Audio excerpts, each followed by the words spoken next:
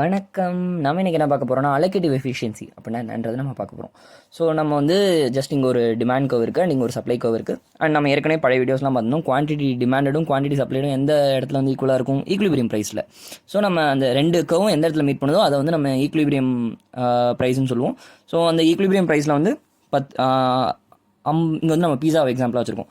இந்த 10 ரூபா இப்போ மார்க்கெட்டில் ப்ரைஸ் இருக்கும்போது 50 பீஸா குவான்டிட்டி டிமாண்ட் பண்ணுவாங்க, அந்த 50 பீஸா வந்து குவான்டிட்டி சப்ளை பண்ணுவாங்க சப்ளைஸ். ஸோ பேசிக்கலி இதை நம்ம எப்படி படிப்போம், மார்க்கெட்டில் வந்து 10 ரூபா இருந்துச்சுன்னா 50 குவான்டிட்டி ஆஃப் பீஸா டிமாண்ட் பண்ணுவாங்க அண்ட் 50 குவான்டிட்டி ஆஃப் பீஸா வந்து சப்ளை பண்ணுவாங்க சப்ளையர்ஸ் வந்து.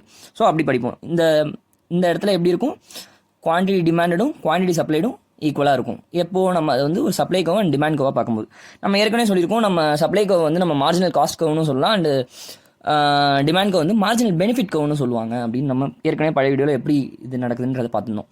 ஸோ இதை வந்து நம்ம supply and demand point of வியூலேருந்து பார்த்தோன்னா 10 ரூபா இருக்கும்போது 50 பீஸா வந்து குவான்டிட்டி டிமாண்ட் பண்ணுறாங்க, சப்ளை பண்ணுறாங்க அப்படின்ற மாதிரி பார்ப்போம். இப்போ இதை marginal cost and marginal benefit பெர்ஸ்பெக்டிவ்லேருந்து பார்த்தோம்னா நம்ம ஏற்கனவே சொல்லியிருந்தோம், அந்த டிமாண்ட் சப்ளைலேருந்து பார்க்கணும்னா ஹரிசான்லாக வந்து வெர்டிகலாக பார்ப்போம்.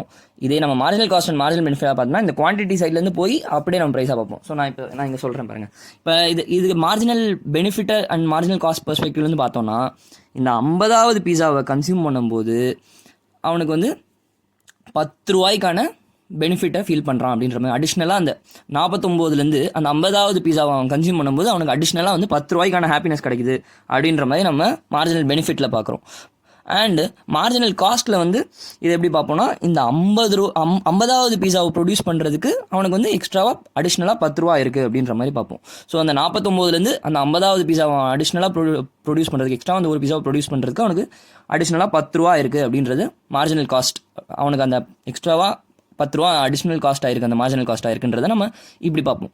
ஸோ இந்த ஆங்கிளில் போய் இப்படி இந்த சைடில் வந்து இப்படி நம்ம பார்ப்போம். ஸோ அதை வந்து நம்ம மார்ஜினல் காஸ்ட் அண்ட் மார்ஜினல் பெனிஃபிட்ன்ற பெர்ஸ்பெக்டிவ் வந்து பார்க்கும்போது இப்படி பார்ப்போம். ஸோ இந்த மார்ஜினல் காஸ்ட்டும் மார்ஜினல் பெனிஃபிட்டும் எப்போ ஈக்குவலாக இருக்கும்னா, அந்த மார்ஜினல் பெனிஃபிட்க்கும் மார்ஜினல் காஸ்ட்க்கும் வந்து எந்த இடத்துல மீட் ஆகுதோ அந்த இடத்த வந்து நம்ம ஈக்குலிபிரியம் ப்ரைஸ்ன்னு சொல்லுவோம். கீழே இந்த இடத்துல வந்து நம்ம ஈக்குலிபிரியம் குவான்டிட்டின்னு சொல்கிறோம். ஸோ இந்த 50th பீஸாவை சாப்பிடும்போது அவனுக்கு 10 ரூபாய்க்கான ஹாப்பினஸ் கிடைக்குது. அந்த 50th பீஸாவை ப்ரொடியூஸ் பண்ணும்போது அவனுக்கு வந்து 10 ரூபா எக்ஸ்ட்ராவாக அடிஷ்னலாக இருக்குது அப்படின்ற மாதிரி பார்ப்போம். ஸோ மார்ஜினல் பெனிஃபிட்டும் மார்ஜினல் காஸ்ட்டும் ஈக்குவலாக இருந்துச்சுன்னா அப்போ தான் வந்து நம்ம அலோகேட்டிவ் எஃபிஷியன்சியை அச்சீவ் பண்ணியிருக்கோம்னு அர்த்தம். ஸோ இப்போ நம்ம டிமாண்ட் அண்ட் சப்ளை வந்து மீட் ஆகும்போது, ரெண்டு கவும் மீட் ஆகும்போது நம்ம வந்து ஈக்குலிபிரியம் அட்டைன் பண்ணியிருக்கோம்னு சொல்லுவோம். ஈக்குலிபிரியம் ப்ரைஸ் பார்ப்போம். இப்போ வந்து மார்ஜினல் பெனிஃபிட்டும் மார்ஜினல் காஸ்ட்டும் எப்போ ஈக்குவலாக இருக்குதோ அப்போ வந்து நம்ம வந்து அலோகேட்டிவ் எஃபிஷியன்சி அச்சீவ் பண்ணியிருக்கோம்னு அர்த்தம். அண்ட் அந்த ஈக்குலிபிரியம் குவான்டிட்டி வந்து இங்கே 50, ஓகேவா? So that is the allocative efficiency. எப்போது அலோகேட்டிவ் எஃபிஷியன்சி அடையணும், மார்ஜினல் காஸ்ட்டும் மார்ஜினல் பெனிஃபிட்டும் எப்போ ஈக்குவலாக இருக்குமோ அந்த இடத்துல வந்து நம்ம அலோகேட்டிவ் எஃபிஷியன்சியை அச்சீவ் பண்ணியிருக்கோம் அப்படின்ற மாதிரி நம்ம பார்ப்போம். நெக்ஸ்ட் வந்து நம்ம இப்போ லெட்ஸே அதே மாதிரி இங்கே கீழே வரைஞ்சிருக்கேன். இங்கே வந்து திஸ் இஸ் த 50, அதே தான் 50 வந்து இங்கே ஈக்குலிபிரியம் குவான்டிட்டியாக இருக்குது.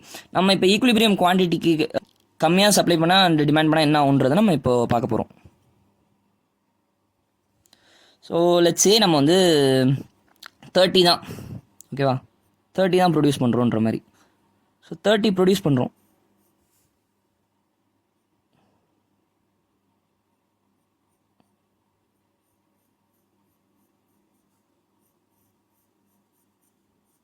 ஸோ 30 தான் வந்து ப்ரொடக்ஷன் நடக்குது. ஸோ இது வந்து நம்மளோட ஈக்குலிபிரியம் குவான்டிட்டி. நம்ம வந்து அதோட கம்மியான லெவலில் வந்து 30 தான் இங்கே ப்ரொடியூஸ் ஆகுதுன்ற மாதிரி பார்க்கலாம். ஸோ அந்த டைமில் என்ன நடக்குது அப்படின்றத நம்ம இங்கே அனலைஸ் பண்ணி பார்க்கலாம். ஸோ 30 குவான்டிட்டி, இது வந்து குவான்டிட்டி, இது வந்து ப்ரைஸ், இதெல்லாம் வந்து ரூபா, ஓகேவா? ருபீஸில் வச்சுக்கலாம். ஸோ 50க்கு கீழே வந்து குவான்டிட்டியில் வந்து நம்ம ப்ரொடக்ஷன் நடந்துகிட்ருக்கு. 30 தான் ப்ரொடியூஸ் பண்ணுறாங்க அப்படின்னா என்ன ஆகும்னா, ஸோ 30 தான் பண்ணும்போது எவ்வளோ ப்ரைஸ் வருது பாருங்கள். ரஃபாக வந்து 6 ருபீஸ் மார்ஜினல் காஸ்ட் வருது.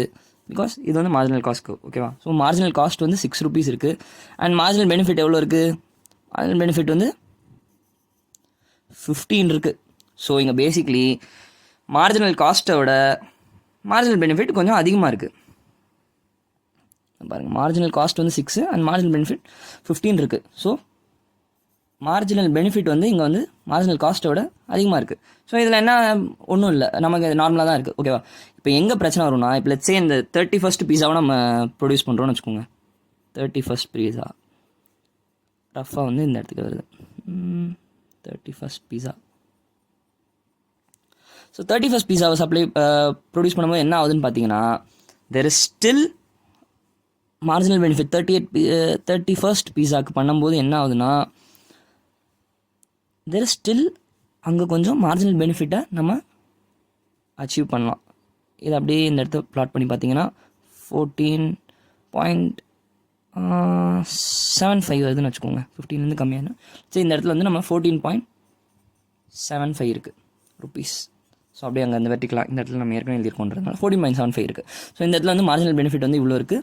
அண்ட் இந்த இடத்துல வந்து மார்ஜினல் காஸ்ட் வந்து ஜஸ்ட் 6.25 பைசே. ஓகேவா? ஸோ இங்கே என்ன நடக்குது பாருங்கள். நம்ம எக்ஸ்ட்ராவாக இப்போ நம்ம வந்து 30 குவான்டிட்டியில் வந்து நம்ம சப்ளை பண்ணும்போது என்ன ஆகுதுன்னா, மார்ஜினல் பெனிஃபிட் வந்து மார்ஜினல் காஸ்ட்டோட அதிகமாக இருக்காங்க. ஒன்றும் பிரச்சனை இல்லை. லட்சே இப்போ அடிஷ்னலாக நம்ம வந்து 31 ஒரு பீஸாவை நம்ம ப்ரொடக்ஷன் பண்ணுறோன்னு வச்சுக்கோங்களேன். அப்போ என்ன ஆகுதுன்னா, still there is people are willing to buy at 14.75 ருபீஸ்க்கு. அந்த 14 ரூபா 75 பைசாக்கு வந்து இன்னமும் நிறைய பேர் அந்த பெனிஃபிட்டை வாங்கணும்னு நினச்சிட்டு இருக்காங்க. அண்ட் இது நம்ம காஸ்ட் வந்து 6.6லேருந்து 6.25 தான் மார்ஜினல் காஸ்ட் அதிகமாக இருக்குது. ஸோ இங்கே வந்து காஸ்ட்டும் வந்து மார்ஜினல் காஸ்ட்டும் வந்து ரொம்பலாம் அதிகமாகல. And there are still people are willing to buy at 14.75 ருபீஸ்க்கு அப்படின்ற மாதிரி. ஸோ இந்த நம்ம கண்டிப்பாக வந்து என்ன அர்த்தம், இது என்ன சொல்ல வரோம்னா, இந்த இடத்துலையும் வந்து மார்ஜினல் பெனிஃபிட் வந்து மார்ஜினல் காஸ்ட்டோட அதிகமாக தான் இருக்குது. இந்த இடத்துலையும் இங்கேயும் அப்படி தான் இருக்குது. ஆனால் இது என்னத்தை சொல்ல வருதுன்னா, தெர் ஆர் ஸ்டில் பீப்புள், கொஞ்சம் பேர் இருக்காங்க. நம்ம இந்த இடத்தோட நிப்பாட்டாமல் இன்னும் கொஞ்சம் பேர் அந்த பெனிஃபிட்டை நம்ம நினச்சிருந்தா அடையலாம். அண்ட் இன்னும் கொஞ்சம் சர்ப்ளஸையும் நம்ம அடையலாம். பேசிக்கலி அதான் சொல்ல வராங்க.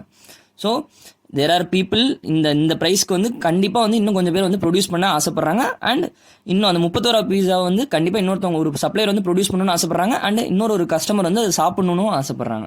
ஸோ அந்த பெனிஃபிட்டை ஹார்னஸ் பண்ணணும்னு ஆசைப்பட்றாங்க. ஸோ அங்கே வந்து நம்ம கொஞ்சம் இந்த இடத்த வந்து நம்ம இந்த சர்ப்ளஸை நம்ம அடையாமே விடுறோம். ஸோ அதெல்லாம் வந்து இந்த இடத்துல வந்து மார்ஜினல் காஸ்ட் வந்து கம்மியாக இருக்குது, மார்ஜினல் பெனிஃபிட் அதிகமாக இருந்துச்சுன்னா என்ன அர்த்தம்னா, under allocation of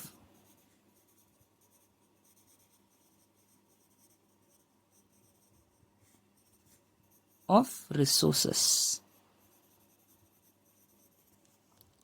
so basically நம்ம வந்து அண்டர் அலோகேஷன் ஆஃப் ரிசோர்ஸஸ் என்னன்னா, இப்போ என்ன சொல்ல வராங்கன்னா, இந்த இடத்துல வந்து நம்ம வந்து ரொம்ப கம்மியான லெவலில் தான் அதை இன்னும் ப்ரொடியூஸ் பண்ணிகிட்ருக்கோம் அப்படின்ற மாதிரி.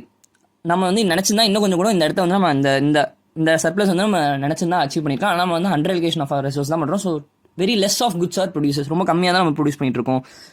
நம்ம இன்னும் வந்து அதிகமாக ரிசோர்ஸை வந்து ப்ரொடியூஸ் பண்ணணும் அப்படின்ற மாதிரி. ஸோ பேசிக்கலி மார்ஜினல் காஸ்ட் வந்து மார்ஜினல் பெனிஃபிட்டோட கம்மியாக இருந்துச்சுன்னா under allocation of resources of goods in production. ஓகேவா? நம்ம ப்ரொடக்ஷன் வந்து இன்னும் இன்க்ரீஸ் பண்ணணும் அப்படின்ற மாதிரி அர்த்தம். நம்ம வந்து ரொம்ப நம்ம ரிசோர்ஸ்லாம் வந்து கம்மியாக தான் யூஸ் பண்ணிகிட்டு இருக்கோம் அப்படின்ற மாதிரி. லெட்ஸே இப்போ வந்து நம்ம வந்து அதிகமான ஈக்குலிபிரியம் குவான்டிட்டி வந்து 50 இருக்குது. இங்கே ஈக்குலிபிரியம் குவான்டிட்டியை தாண்டி, ஓகேவா, ஈக்குலிபிரியம் குவான்டிட்டி இங்கே வந்து நம்ம ஈக்குலிபிரியம் குவான்டிட்டி கம்மியாக பார்த்தோம். இப்போ வந்து ஈக்குலிபிரியம் தாண்டி அதிகமாக ப்ரொடியூஸ் பண்ணால் என்ன ஆகுன்றது நம்ம பார்க்கலாம். லெட்ஸே நம்ம வந்து இந்த 70 பீஸாஸ் ப்ரொடக்ஷனில் நடந்துகிட்ருக்கு. ஸோ 70 பீஸாஸ் ப்ரொடக்ஷனில் நடக்கும்போது எவ்வளோ ப்ரைஸ் இருக்குது? ஸோ இங்கே பார்த்தீங்கன்னா மார்ஜினல் காஸ்ட் வந்து 14 ருபீஸ் இருக்குது. அண்ட் மார்ஜினல் பெனிஃபிட் வந்து இதான் டிமாண்ட்க்கோ அது மார்ஜினல் பெனிஃபிட்கோன்னு சொல்லுவோம். ஸோ மார்ஜினல் பெனிஃபிட் வந்து ஆல்மோஸ்ட் ரஃபாக 6 இருக்குன்னு வச்சுக்கோங்க. மார்ஜினல் பெனிஃபிட் வந்து ₹6. ஓகேவா? ஸோ இங்கே பார்த்தீங்கன்னா மார்ஜினல் காஸ்ட் வந்து அதிகமாக இருக்குது. மார்ஜினல் பெனிஃபிட்டோட 14 வந்து 6ஓட அதிகம். ஸோ மார்ஜினல் காஸ்ட்டோட மார்ஜினல் பெனிஃபிட் வந்து கம்மியாக தான் இருக்குது இந்த இடத்துல. ஸோ அது என்னத்த சொல்ல வராங்கன்னா, நம்ம ஈக்குலிபிரியம் குவான்டிட்டியை தாண்டி அதிகமாக நம்ம 50லேருந்து 70 ப்ரொடக்ஷன் பண்ணிகிட்ருக்கோம்னு வச்சுக்கோங்களேன்.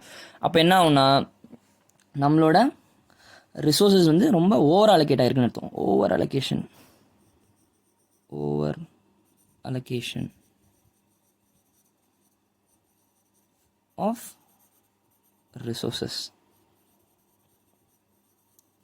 இன் production of goods and services.